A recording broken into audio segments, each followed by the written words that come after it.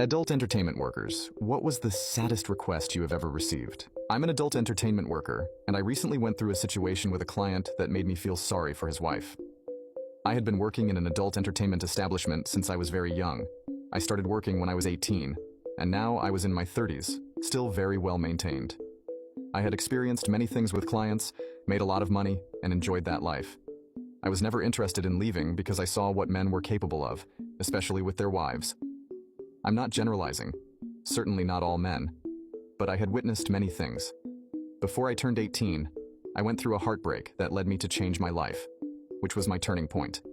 I decided to follow this path, telling myself that I would just use men and make money from it.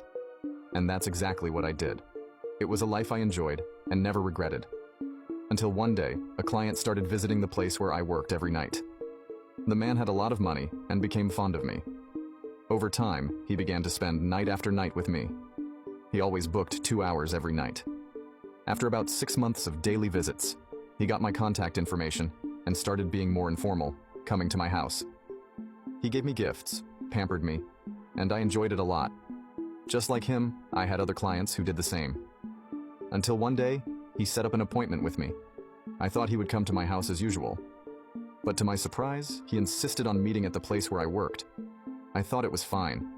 He booked a 5-hour session with me, which seemed very strange because although he visited daily, he never stayed for more than 2 hours, and he was always very punctual.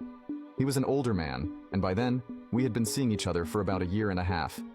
Somehow, we were involved, but I wouldn't call it a relationship. It was more casual, without emotions being involved. Just like I had him, I had others, and he never talked about feelings. It was always about the money. He had booked a 5-hour session and was even willing to pay extra.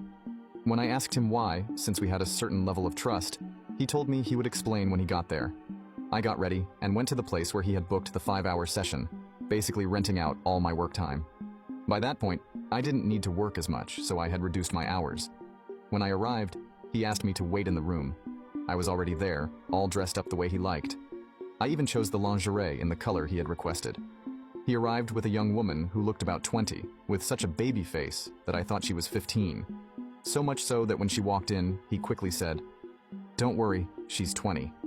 I looked at her, confused. I thought he wanted something between the three of us, which wasn't unusual for me. I had done that several times. I asked why he hadn't told me before, but the girl walked in with a very shy attitude.